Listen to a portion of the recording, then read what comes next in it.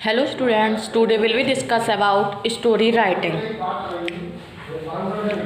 आज हम story writing के बारे में आपसे बात करेंगे कि स्टोरी कैसे लिखी जाती है. Okay, story writing is a great art. It offers delights to the readers and heighten their awareness of the world.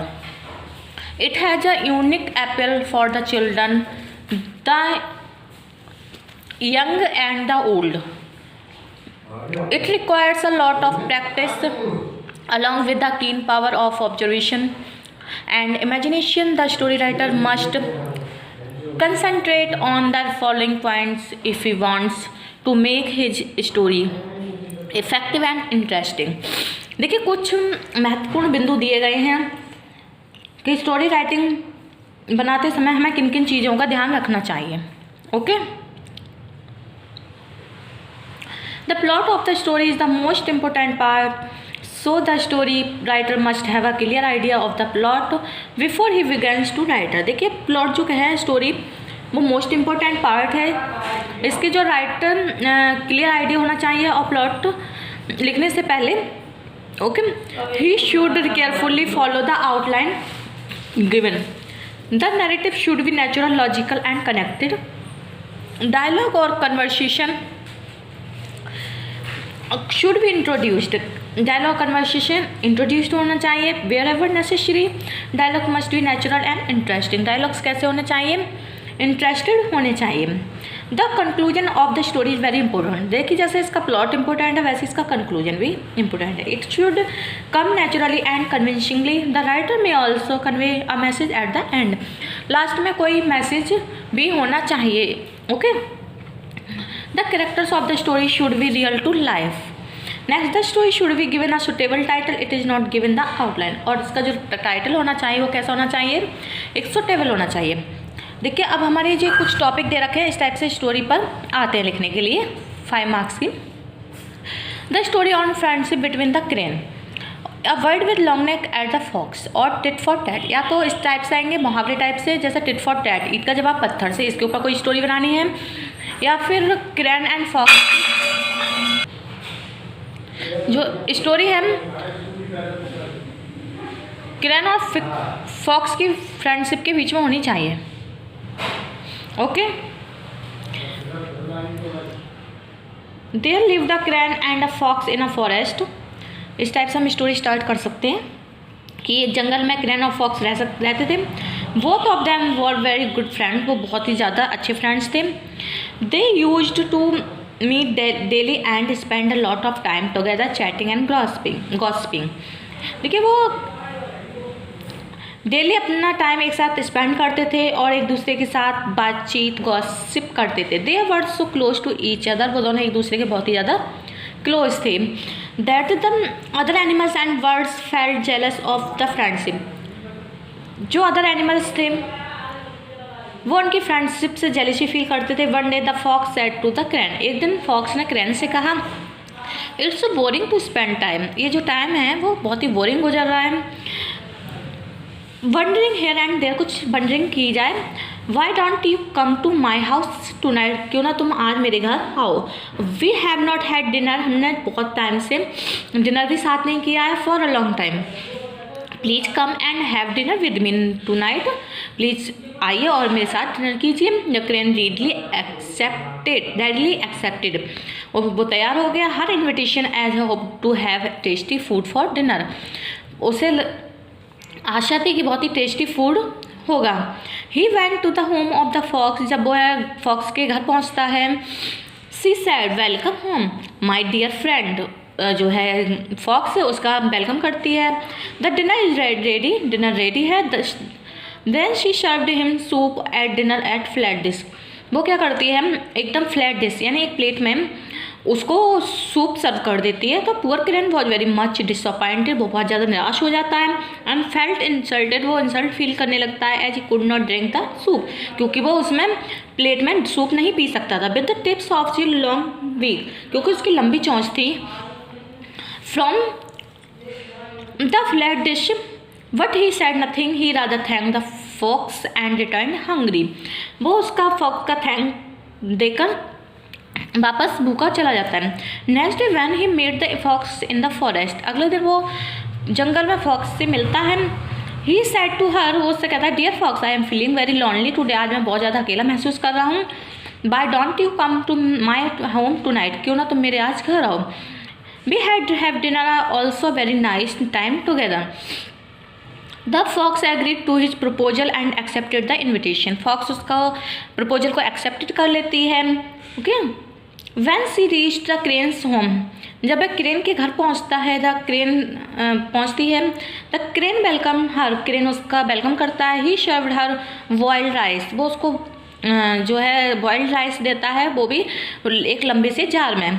The fox tried her best to eat, वो राइस खाने की बहुत कोशिश करती है बट कुड नॉट हैव, लेकिन ऐसा नहीं कर सकती। It as her mouth could not reach the narrow jacked jar, क्या होता है उसका जो मुंह होता है वो वहाँ पर नहीं पहुँच पाता जार में। Even her cleverness did not help her, उसकी कोई भी चतुराई उस समय उसकी हेल्प नहीं कर सकती। The crane felt happy, crane बहुत खुश होता है, satisfied, because he had paid the fox back in the same coin, उसी तरीके से फॉक्स भी वापस लौट जाती है। ओके, इस टाइप से स्टोरी आएंगी, आपको इस टाइप से स्टोरी बनानी है। जैसे है फॉक्स एंड सोर ग्रेप्स, यानी लोमड़ी और उसके अंगूर खट्टे, या where there is will there is a way, यानी जहाँ चाहा वहाँ रहा। इस टाइप से आप कोई भी स्टोरी किसी एनिमल्स के ऊपर या फिर किसी किसान के ऊपर बना सकते हैं। या फिर evil eye has no an evil end of as you sow will you reap, यानी बुरे का अंत बुरा होता है, या तुम जैसा पाओगे जैसा बोगे वैसा ही पाओगे। इस टाइप से जो कहावतें होती हैं, मुहावरे या लोकोक्तियाँ, उनके अकॉर्डिंग आपको एक टॉपिक दिया जाएगा, उससे आपको एक स्टोरी बनानी होती है। नेक्स्ट स्टोरी हमारी फॉक्स एंड सोर grapes. Once a hungry fox was wandering here and there in the forest in search of food. एक बार एक फॉक्स इधर उधर भोजन की तलाश में घूम रही। She was very proud of her cleverness, उसे बहुत ज़्यादा घमंड था अपने ऊपर, and cunning, and so was quite sure of getting something to eat. By chance she came to an orchard where she saw beautiful and ripe grapes hanging from a vine. Seeing the grapes, क्या होता है, वो एक जगह जब पहुंचती है तो वहाँ पर वो ग्रेप्स को देखती है, अंगूर के गुच्छे को देखती है। She said to herself, वो अपने आप से कहती है, वाह what a luck, these grapes are so fresh and juicy, I shall eat all of them. Saying so she jumped upward to catch and pluck the grapes, वो jump करती है ग्रेप्स को तोड़ने के लिए। But they were hanging high from the ground and so, वो ground से बहुत ज़्यादा ऊंचाई पर होते हैं। She could not reach them, वह वहाँ पर नहीं पहुँच सकती। She tried again and again, वह कोशिश करती रहती है, but to not avail. Just then she happen to see a crow sitting over there, तभी वो वहाँ पर एक कौवे को बैठे हुए देखती है।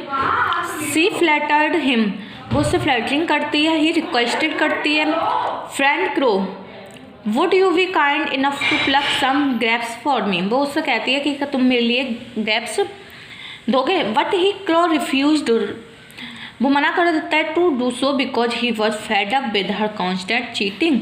Only last week the fox had cheated him and eat in his bread, क्योंकि उसे पता होता है कि ये फिर से चीटिंग कर रही है। पिछली बार उसने लास्ट वीक उससे चीटिंग की थी, क्योंकि जब उसके मुंह में रोटी थी तो उसने उसको बोला था कि तुम बहुत अच्छा गाते हो, और अपनी प्रशंसा सुनकर कोई गाने लगता है, उसके मुंह से जो रोटी का टुकड़ा होता है वो नीचे गिर जाता है और लोमड़ी उस टुकड़े को उठाकर भाग जाती है।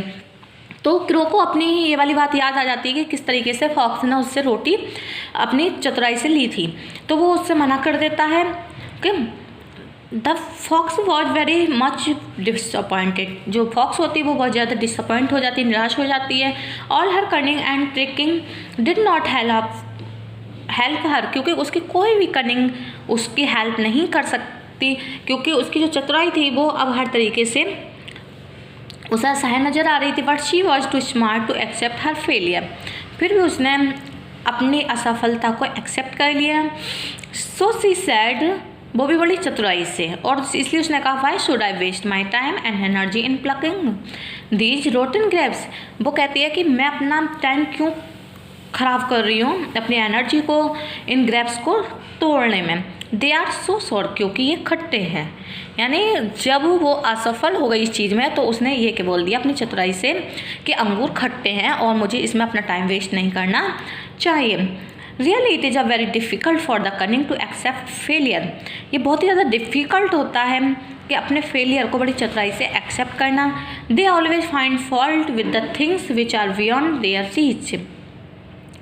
ओके, उसी टाइप से ये दो वाकई स्टोरी है। इसको हम किसी पर्सन के ऊपर ले सकते हैं कि जहाँ चाहा वहाँ रहा, कि इस टाइप से स्टोरी बना सकते हैं कि कोई पर्सन था, वो बहुत ज़्यादा गरीब था, उसको कहीं भी कुछ भी प्रॉब्लम बहुत ज़्यादा हो रही थी इस टाइप से, और उसने अपनी कोशिश की, मतलब उसकी जो चाह थी उसको वो आगे बढ़ाकर ले गई। यानी जहाँ चाहा वहाँ, जहाँ इंसान मेहनत करता है वहाँ उसको उसका रास्ता निकल ही आता है, वो अपनी मंजिल तक पहुँच जाता है। इसी टाइप से नीचे वाली story evil has an evil, यानी बुरी का अंत बुरा ही होता है।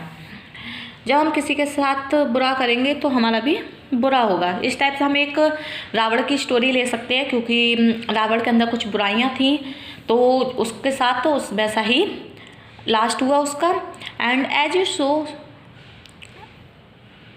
As sow will you reap, यानी जैसा चाहो, जैसा बोगे वैसा ही पाओगे। यानी मीन्स तुम किसी के साथ गलत करोगे तो तुम्हारे साथ भी गलत होगा। इस टाइप से हम अपने स्टोरी को कंप्लीट कर सकते हैं। ओके।